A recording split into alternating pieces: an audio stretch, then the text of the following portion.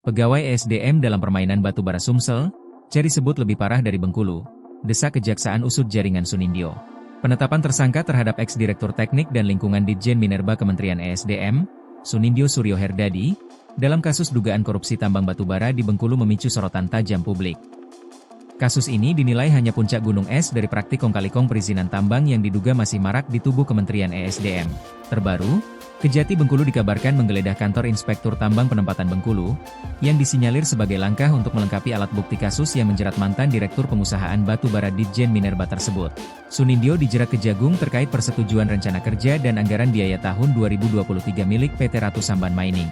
Izin tetap keluar meski dokumen rencana reklamasi belum disetujui. Ironisnya, perusahaan itu sudah beroperasi sejak 2022 tanpa menempatkan jaminan reklamasi di ban.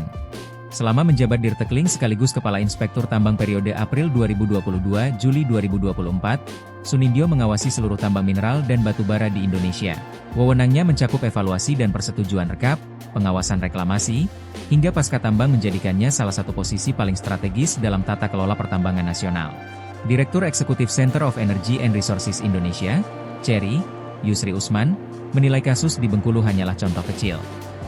Praktik serupa terjadi di Sumatera Selatan, Aceh, Jambi, Kalimantan, Sulawesi, bukan hanya batubara, tapi juga nikel, emas, dan mineral lain, tegas Yusri, Minggu, 3 Agustus 2025. Ia menuntut Kejagung memeriksa semua pejabat Ditjen Minerba yang terlibat, termasuk Menteri ESDM dan Dirjen Minerba, karena lemahnya pengawasan telah membuka ruang bagi praktik ilegal di sektor tambang.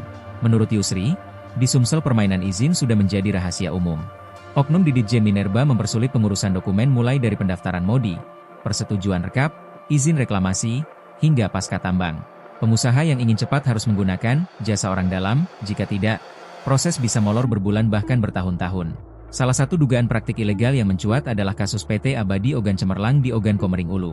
Polda Sumsel bersama Inspektur Tambang pernah melakukan pemeriksaan terkait dugaan pelanggaran yang dilakukan perusahaan tersebut. Beredar informasi bahwa seorang pegawai Kementerian ESDM berinisial A diduga terafiliasi dengan aktivitas ilegal perusahaan. Menurut sumber internal, oknum tersebut tidak hanya mengurus administrasi dan perizinan, tetapi juga ikut mengatur strategi bisnis perusahaan mulai dari manipulasi kualitas batubara, pengaturan kuota domestic market obligation, pelayaran, hingga penjualan.